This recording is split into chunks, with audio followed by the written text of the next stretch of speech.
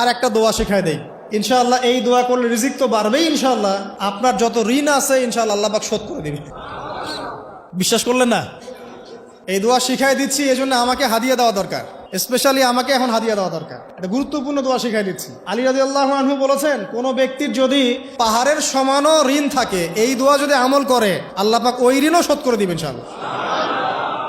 ঋণ কেমন জানেন? ওই যে এখন মানুষ ঋণ নিচ্ছে 1 কোটি টাকা ব্যাংক থেকে, 2 কোটি টাকা ব্যাংক থেকে, হ্যাঁ, কত বছর, 10 বছরের জন্য, 20 বছরের জন্য বাড়ি করছে, তাই না? তার ধারণা এমন যে সে মারা গেলে তার ঋণটা কেউ না কেউ শোধ করে দিবেই দিবে, তাই তো?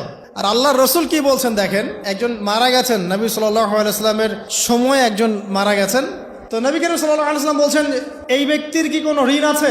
একজন সাহাবী বলেন, হ্যাঁ ইয়া রাসূলুল্লাহ, তো ঋণ আছে। নবীজি বললেন, তোমরা ওর জানাজা পড়ো, আমাকে ডেকো না, তোমরা ওর জানাজা পড়ে নাও, আমি জানাজা পড়তে চাচ্ছি না। আমি এখন কেমন করে আপনাকে বুঝাবো ঋণ কত ভয়ঙ্কর জিনিস? আপনি যে ব্যাংক থেকে 3-4 কোটি টাকার লোন নিয়ে রাখছেন, লাখ লাখ টাকা লোন নিয়ে বসে আছেন, দিব্যি সুখে বসে আছেন, এমন চিন্তায় যে আপনার মৌত হবে না। আর নবী সাল্লাল্লাহু আলাইহি ওয়াসাল্লাম সময়ে একজন মারা যাচ্ছেন, তিনি বলছেন তোমরা জানাজা পড়ে নাও, আমি জানাজা পড়তে চাচ্ছি না। মানে ঋণগ্রস্ত ব্যক্তির জানাজাও তিনি পড়তেন না। তারপরে একজন এসে বললেন, ইয়া রাসূলুল্লাহ, আমি তার ঋণ শোধ করে দিব, তার যা ঋণ আছে আমি শোধ করে দিব। তখন নবী এসে জানাজা পড়লেন সাল্লাল্লাহু আলাইহি ওয়াসাল্লাম। তো আপনার এই কোটি কোটি টাকা ঋণ শোধ করার লোক তো রেডি আছে নাকি? আছে না? সমস্যা নেই, আপনার জানাজা পড়া হবে, আপনার মিলাদও হবে, আপনার একটা বড়সড় দোয়াও হবে ইনশাআল্লাহ। কিন্তু আল্লাহ পাক বলেছেন যে শহীদ, আল্লাহর পথে যুদ্ধ করে শহীদ হয়েছে, এই ব্যক্তির আত্মাও ঝুলে থাকে যতক্ষণ পর্যন্ত না তার ঋণটা শোধ করা হয়। এবার বলেন আমি কি বুঝাবো আপনাকে? আর কিছু বলতে হবে? তো এখন সেই দোয়া শিখাচ্ছি আপনাদেরকে, যে দোয়া শিখলে আপনারা ঋণ থেকে বাঁচবেন ইনশাআল্লাহ। কত দিবেন বলেন? আচ্ছা, হ্যাঁ, এই তো শুকরিয়া। দোয়া করবেন যেন আল্লাহ পাকের দিনটাকে আল্লাহর জমিনে প্রতিষ্ঠা করতে পারি।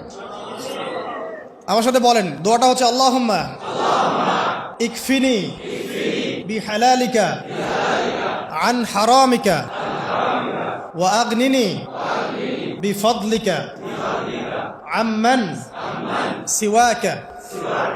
এই দোয়াটা ছোট না, এটা মুখস্থ করবেন, সেজদায় পড়বেন, নামাজের সেজদায় পড়বেন, আত্তাহিয়াতু দরুদ শেষ তারপরে পড়বেন, নামাজ শেষে হাত তুলে করবেন, যখন তখন শেষ রাতটা করবেন, ইনশাআল্লাহ দেখবেন আপনার ঋণ বলতে কিছু থাকবে না ইনশাআল্লাহ। যদি থাকেও, বড় কোনো ঋণ থাকেও, আল্লাহ পাক অন্য কোনো মাধ্যমে এটা শোধ করার ব্যবস্থা করে দিবেন ইনশাআল্লাহ। ইনশাআল্লাহ লালমনিরহাটের 100 একর জায়গায় যত ধান হয়, এতগুলো ধান যদি আপনার আমল নামায় লেখা থাকে, মানে আপনার আমল নামা বলছে তাকদিরে আপনার তাকদিরে যদি লেখা থাকে যে আপনি 100 একর জমির ধান খাবেন তারপর মরবেন, আছে না লেখা? একটা দানা কম বেশি হবে? আপনি যদি আল্লাহর প্রতি তাওয়াক্কুলি করেন, তাহলে আপনি হালাল পথে থাকবেন, বিশ্বাস করবেন যে আল্লাহ পাক যেটা লিখে রাখছে আমার তাকদিরে রিজিক, এর একটা দানা রেখেও আমি পৃথিবী থেকে যাব না, সিম্পল। তখন আপনার অন্য পথে যাওয়ার কোনো কারণ নাই। আর যখন আপনি বিশ্বাস করবেন না, না এটা আমার হাতে, আমি যত পরিশ্রম করব তত রিজিক বাড়বে, আমি যত ঘুষ নিব তত বাড়বে, যত সুদ খাবো তত বাড়বে, যত দুর্নীতি করবো তত বাড়বে, তখন তো রিজিকের এই পুরো দায়িত্বটা আল্লাহ পাক আপনার হাতে ছেড়ে দিবেন। আল্লাহ পাক আপনাকে কোনো বারাকা দিবেন না। ইয়ামহাকুল্লাহু রিবা ওয়া ইউরবিস সাদাকা। সদকা করলে সম্পদ বৃদ্ধি পায়, আর রিবার মধ্য দিয়ে সম্পদ ধ্বংস হয়ে যায়, একদম মাটিতে মিশে যাবে। কিভাবে ধ্বংস হয় সেটা এখন আলোচনা করার সুযোগ নাই, সময় নাই। আমি ইনশাআল্লাহ আরেকদিন শুধু রিবা নিয়ে আলাদা আলোচনা করবো ইনশাআল্লাহ। এটা সমাজের নিচু লেভেল থেকে উঁচু পর্যন্ত দরিদ্র মানুষদেরকে আরো দরিদ্র করবে, আর ধনীদেরকে আরো ধনী করবে। সম্পদ এক শ্রেণীর মানুষের হাতে গিয়ে জমা হয়ে যাবে, সবার হাতে সম্পদ এভাবে সার্কুলেট করতে থাকবে না। আর যখন আপনি জাকাত ভিত্তিক অর্থনীতি চালু করবেন, সদকা করবেন, হালালে থাকবেন, ব্যবসা করবেন, তখন সম্পদ এক হাত থেকে আরেক হাতে ঘুরতে থাকবে।